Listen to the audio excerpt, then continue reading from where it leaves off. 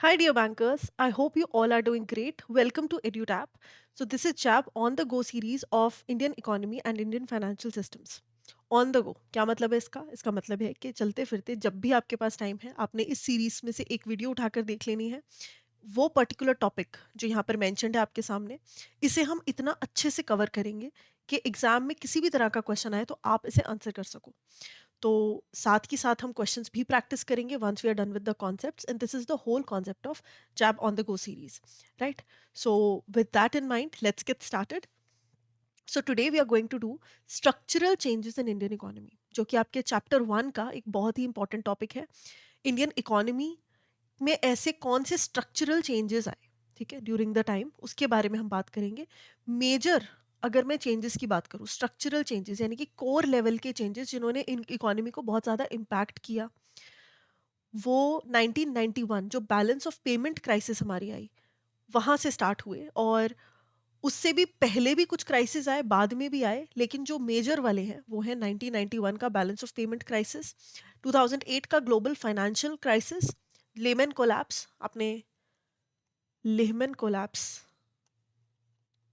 ठीक है, जब आप ये चैप्टर अच्छे से करोगे you will get to know it even better. Lehman collapse 2008 which led to further global downfall, और 2020 दैट इज कोविड 19 पैंडेमिक। ठीक है, वैसे 19 में ये जनरेट होना स्टार्ट हुआ, W H O declared it as a pandemic in March 2020।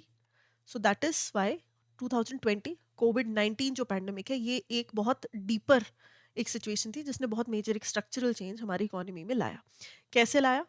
ऐसे लाया कि पहले हम बहुत ज़्यादा डिपेंड करते थे एग्रीकल्चर पे। जब हमारा देश आज़ाद हुआ तब हम बहुत ज़्यादा एग्रीकल्चर डिपेंडेंट इकोनॉमी थे। लेटर ऑन विद एवोल्यूशन, है ना, वंस और इकोनॉमी इट गॉट इवॉल्व्ड, हम मैन्युफैक्चरिंग की तरफ आए, फिर सर्विस सेक्टर की तरफ हम बहुत ज़्यादा आए। लेकिन कोविड ने दोबारा से रिवर्स कर दिया, दोबारा से एग्रीकल्चर पर लोगों को ज़्यादा डिपेंडेंट बना दिया, राइट? सो कैसे है, क्या है, वो हम इसमें पढ़ेंगे। सो Covid 19 was declared pandemic in March 2020। तीन मेजर वेव्स में ये आई इन्फेक्शंस, और बहुत ही स्ट्रिक्ट लॉकडाउन, स्ट्रिंजेंट लॉकडाउन्स यहाँ पर देखने को मिले। जीडीपी बहुत ज़्यादा सिवियरली श्रिंक हो गया, और वैक्सीनेशंस हमने इस चीज़ को काउंटर करने के लिए स्टार्ट करी। तो सेक्टरल इम्पैक्ट की अगर मैं बात करूँ, हमारे ना तीन मेजर सेक्टर्स हैं: primary sector, secondary that is manufacturing sector, and tertiary that is the service sector. ठीक है, सर्विस मतलब intangible सर्विस आप प्रोवाइड कर रहे हो, I am teaching you, that is an intangible service, right? So service sector. तो इन तीन सेक्टर्स में से जो वर्स्ट हिट है that was taken by service sectors. और उसमें भी सब बाइफरकेशन अगर मैं करूँ तो tourism, retail, restaurant, transport, hospitality, इन सबको वर्स्ट हिट देखने को मिला। क्यों?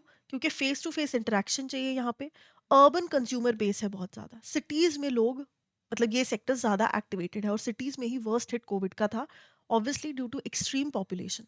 ठीक है, तो क्योंकि लॉकडाउन्स वहाँ पर ज़्यादा स्ट्रिंजेंट थे, ज़्यादा सख्त थे, इसीलिए जो बिजनेस थे इन एरियाज में चलने वाले, रेस्टोरेंट बिजनेस, टूरिज्म, रिटेल, इन पे सबसे ज़्यादा बैड हिट, वर्स्ट हिट जो है वो पड़ा। ठीक है जी। लोगों ने रिवर्स माइग्रेशन स्टार्ट कर दी, सिटीज से उठकर लोग दोबारा अपने रूरल एरियाज में जाकर सेटल होने लगे। Mahatma Gandhi National Rural Employment Guarantee Scheme, ये जो है, इसकी डिमांड बहुत ज़्यादा बढ़ गई, because people wanted rural jobs now. ठीक है, अर्बन एरियाज से वो रिवर्स माइग्रेट कर गए। इन्वेस्टमेंट जो है वो रुक गई कुछ टाइम के लिए फर्स्ट वेव के दौरान, बट बहुत जल्दी बाउंस बैक भी कर गई 2020-21 में। ऐसे कौन से सेक्टर्स थे जो रेजिलियंट रह गए, ठीक है, जो ज़्यादा इन पे बैड इम्पैक्ट नहीं पड़ा? One and only agriculture. Agriculture was the only sector that kept on functioning, मतलब बिल्कुल किसी स्टॉप के या किसी हॉल्ट के बिना, ड्यूरिंग लॉकडाउन्स एज वेल। ठीक है, तो एग्रीकल्चर वाज द वन जो कि बिल्कुल रेजिलियंट रहा। इनफैक्ट जो ओवरऑल इन्वॉल्वमेंट एग्रीकल्चर में वो बढ़ गई। ठीक है, जो ओवरऑल कंट्रीब्यूशन है, सेक्टरल कंट्रीब्यूशन एग्रीकल्चर का, वो बहुत ज़्यादा बढ़ गया। फाइनेंशियल सर्विसेज भी कुछ हद तक रेजिलियंट रही, public administration and defence resilient रहा, and IT and communication services. ठीक है, तो ये रेजिलियंट रहे। ये कुछ सेक्टर्स थे जिन्होंने फिर भी कंपेरेटिवली, अगर थोड़ा सा हिट मिला भी, दे बाउंस्ड बैक वे क्विकली।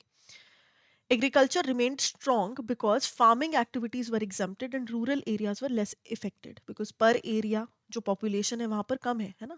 लैंड एरिया अवेलेबल ज़्यादा है, दूर दूर रह के काम हो सकता है, तो it kept on working like that. Farming activities जो है वो एग्जेम्प्ट भी थी कुछ एरियाज में लॉकडाउन से, तो इसीलिए भी ये सेक्टर ने बढ़िया परफॉर्म कर दिया, because we wanted to be self sufficient during that time. Structural changes में जो प्राइमरी सेक्टर का शेयर है, ठीक है, जो प्राइमरी सेक्टर का एग्रीकल्चर का शेयर है वो स्टार्टिंग में राइज ही किया इंस्टेड ऑफ डिक्लाइनिंग। जहां बाकी सारे सर्विस सेक्टर और बाकी डिक्लाइन कर रहे थे, प्राइमरी सेक्टर जो है वो इंक्रीज पे देखा गया। सर्विस सेक्टर जो है लॉन्ग टर्म अगर बात करूं, उस टाइम पर हिट सर्विस सेक्टर ने भी लिया, लेकिन लॉन्ग टर्म जो उससे पहले हो रही थी और बाद के फेजेस को अगर देखूं तो इम्प्रूवमेंट ही देखने को मिली।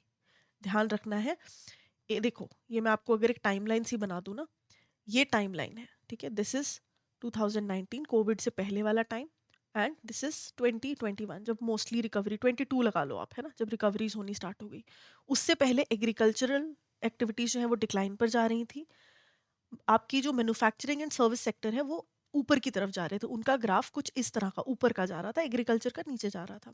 कोविड के टाइम पे स्ट्रक्चरल चेंजेस आए, एग्रीकल्चर स्टार्टेड राइसिंग, और इंडस्ट्रीज का रोल कहीं ना कहीं थोड़ा सा डाउनफॉल, एंड सर्विस सेक्टर बहुत ज्यादा गिर गया। But later on after the things got recovered, service sector फिर से ऊपर चला गया, ठीक है। एग्रीकल्चर पे जो कॉन्टिन्यूएशन इन डिक्लाइन है वो दोबारा देखने को मिला, एंड मैन्युफैक्चरिंग धीरे धीरे अपना इंप्रूव कर रही है। ओके, सो ये एक ओवरऑल आइडिया है। तो जब भी लिखा हुआ आए कि एग्रीकल्चर इज कॉन्टिन्यूइंग, कि यहाँ पे जो सेंटेंस है, agriculture share in GDP fell from 26.9% in 1990 to 17.7% in 2019, है ना। तो ये ओवरऑल जो प्री कोविड टाइम्स थे जब एग्रीकल्चर में डिक्लाइन देखने को मिला था, ये वो बात है। कोविड के टाइम पर इंक्रीज देखा और उसके बाद से फिर से डिक्लाइनिंग जो है that is continuing. Investment impact क्या रहा गवर्नमेंट का? ग्रॉस फिक्स्ड कैपिटल फॉर्मेशन, ठीक है, ये इन्वेस्टमेंट का एक पैरामीटर है, नाम याद रखेंगे। ग्रॉस फिक्स्ड कैपिटल फॉर्मेशन ये कोलैप्स हो गई लॉकडाउन के टाइम में, लेकिन गवर्नमेंट ने अपनी जो कैपिटल इन्वेस्टमेंट्स हैं उनको बरकरार रखा। केपेक्स जो है गवर्नमेंट लेड केपेक्स, यानी कि कैपिटल एक्सपेंडिचर, यानी कि contribution of government in the huge capital, ठीक है। तो इंफ्रास्ट्रक्चर जो गवर्नमेंट ने बनाया, आईटी इंफ्रास्ट्रक्चर, है ना, बहुत ज़्यादा ऑनलाइन एजुकेशन सिस्टम हो गया, अदरवाइज इन सबको ऑनलाइन करने के लिए, डिजिटलाइज करने के लिए, कि घर बैठे भी हम हमारी जो नॉलेज है या और जो सर्विसेज हैं वो ना रुकें। हेल्थ इंफ्रास्ट्रक्चर, है ना, कोविड से फाइट करने के लिए जो था, उन सब चीज़ों में कैपिटल एक्सपेंडिचर गवर्नमेंट ने बनाए रखा। रिकवरीज जो है, एक बार रिस्ट्रिक्शन मतलब ये जो आपका ग्रॉस फिक्स्ड कैपिटल फॉर्मेशन है, it recovered once the restrictions were eased. तो रिस्ट्रिक्शंस जब तक थी, लॉकडाउन जब तक था, इन्वेस्टमेंट्स थोड़ी सी रुकी, लेकिन बाद में फिर से कंटिन्यू हो गई। As I have told you already, investments halted but bounced back very quickly in 2020 to 21. So this was the investment का contribution. अब पोस्ट कोविड हाइलाइट्स की अगर हम बात करें, तो जो फर्स्ट क्वार्टर है 2020-21 का, दैट इज मार्च में फाइनेंशियल ईयर खत्म होता है। तो 1 अप्रैल 2020 से लेकर 31 मार्च 2021, ये जो एक साल का पीरियड है, इसमें जो फर्स्ट क्वार्टर है उसमें 23.8% का वर्स्ट हिट देखने को मिला, ठीक है। क्वार्टर 3 और 4 आते आते हमने थोड़ा थोड़ा रिकवरी स्टार्ट कर ली। स्ट्रॉन्ग रीबाउंड 21-22 आते आते हमने स्ट्रॉन्ग रिबाउंड किया, यानी कि दोबारा हम ट्रैक पर आए। 8.7% जो है जीडीपी ग्रोथ हुई। क्यों हुआ? बिकॉज रूरल जो डिमांड थी, अर्बन जो कोविड के टाइम पे अर्बन डिमांड जहाँ पर कम हो रही थी, वहाँ पर रूरल ने संभाल लिया। एग्रीकल्चर डिमांड जो है दैट वाज प्रेजेंट देयर, ठीक है। तो उस बैलेंस की वजह से चीज़ें जो है थोड़ी सी रिकवर जल्दी हो पाई। हम यहाँ पर थोड़ा सा बेटर कर ही रहे थे कि रशिया यूक्रेन वॉर की वजह से थोड़ी सी रिकवरी हमारी और इम्पैक्ट हो गई, लेकिन 2022 के बाद से ग्रोथ जो है मॉडरेटली एंड पॉजिटिवली बढ़ते जा रही है। तो ये चीज़ें हमने ध्यान रखनी है। रीजंस फॉर रिकवरी क्या है? एक तो हमने वैक्सीनेशन लेड रीओपनिंग करी, यानी कि हमने पॉपुलेशंस को वैक्सीन देना स्टार्ट किया। जैसे ही लोगों में उस चीज़ को लेकर कहते हैं ना रेजिलियंस आई, या वैक्सीन की वजह से जब हम ये गवर्नमेंट इंश्योर हो गई कि ये बीमारी अब या ये जो कोविड-19 है ये फैलेगा नहीं, तो उन लेवल्स पर हमने फिर सेक्टर्स को खोलना स्टार्ट किया। Reopening of the various sectors हमने स्टार्ट करी। So vaccination led reopening of sectors that was started. Government का capital expenditure push, it really helped for the economy to recover back, चाहे वो health infrastructure में हो, IT infrastructure में हो और किसी तरीके से लोगों की मदद करके हो. Strong rural demand initially that also helped in the recovery. Agriculture resilient रहा and digital and IT sector ने फटाफट से खुद को लाइन पे ट्रैक पे ले आए, है ना. वहाँ पर अगर एक स्टार्टिंग में थोड़ा सा कहते हैं ना डाइवर्जन देखने को मिली भी, लेकिन बहुत जल्दी क्विकली ऑनलाइन सर्विसेज एंड अपना पूरा इंफ्रास्ट्रक्चर अपडेट करके डिजिटल एंड आईटी सेक्टर ने जो बूम लेकर आए, उसकी वजह से overall recovery of the country was made easier. लेकिन चैलेंजेस भी हैं, कुछ ऐसे चैलेंजेस भी हैं जो रिमेन रहे. क्या है? Semiconductor shortages.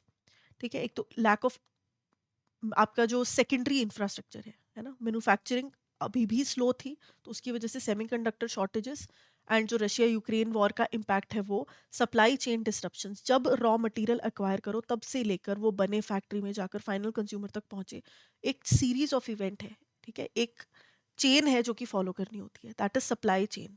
उसमें डिसरप्शंस आई बिकॉज ट्रांसपोर्टेशन में कमी आ गई थी. ट्रांसपोर्टेशन एक सर्विस है ना, which was very adversely impacted by covid. उसके चक्कर में सप्लाई चेन डिसरप्शंस बहुत ज़्यादा देखने को मिली.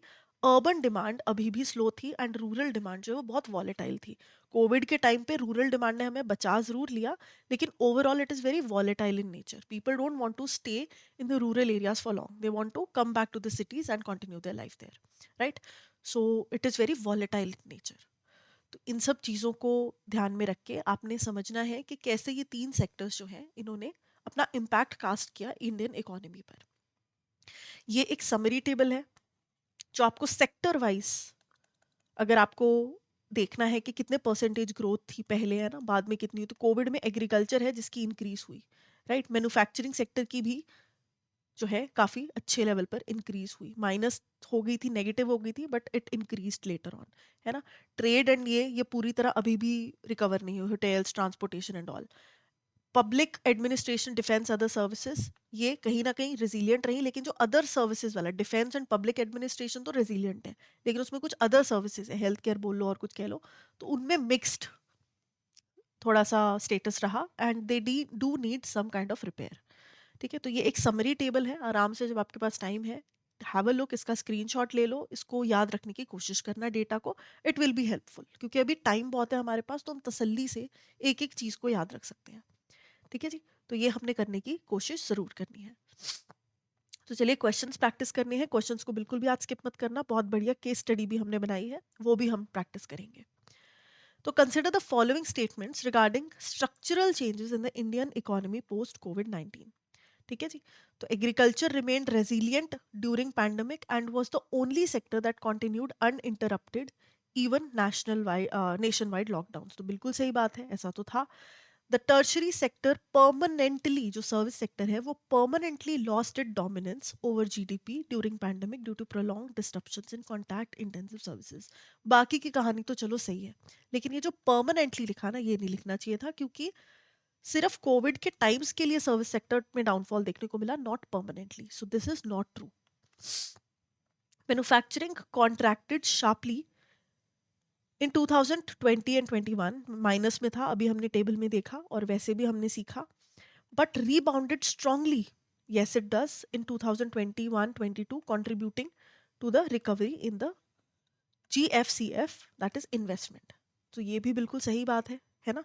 अभी हमने यहाँ पर टेबल में देखा कि जो इंफ्रास्ट्रक्चर है, मैन्युफैक्चरिंग है, बहुत नेगेटिवली इम्पैक्ट हुई थी, लेकिन बहुत बढ़िया तरीके से खुद को रिकवर भी कर लिया. So this is also absolutely true. And further it led to investments, increased investments in the manufacturing sector as well.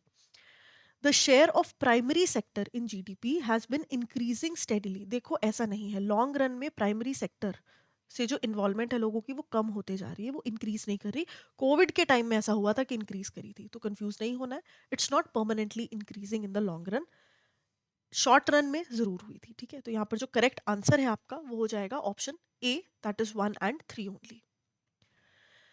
The Covid pandemic accelerated the structural changes by weakening contact intensive services. जो contact intensive थी, जहाँ पर face to face interactions required थी, उनको weak कर दिया. बिल्कुल सही बात है.